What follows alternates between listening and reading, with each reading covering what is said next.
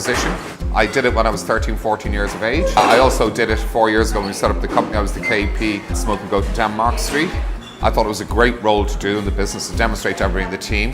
You also understand the business from the KP position very clearly. How the chefs are getting on, how the front of house is getting on. It is the hub of the restaurant, the unsung hero.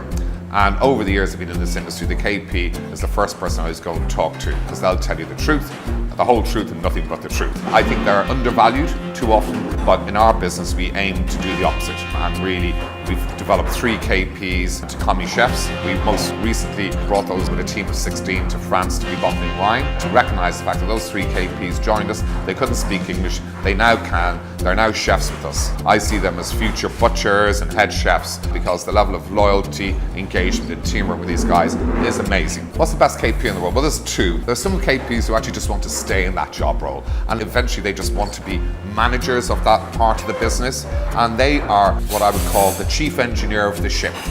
And they love that. They want to keep the engines, the machines behind the scenes running.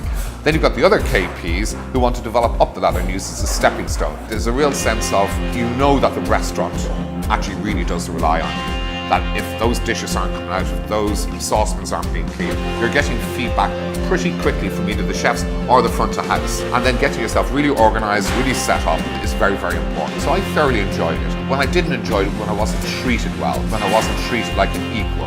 I think that's the most important thing, that these guys and girls are recognised as being very, very important and are treated really well. The KP Award, I think, is a great idea, and I'd love to be one of the judges. Best advice I could give a KP is to never be afraid to ask questions.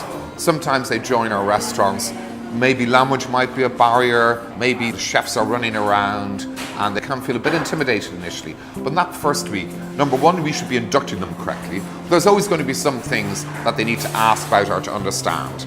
So they should always not be afraid to go ask and go find out what's the right way of doing things, where the different things are, so they set themselves up for success. And if they have issues, i.e. if they don't have enough plates or cutlery or crockery, go ask, go find the most senior person in the business and go make it happen. And if they don't listen, find somebody else that will listen. Because KPs are rarely wrong.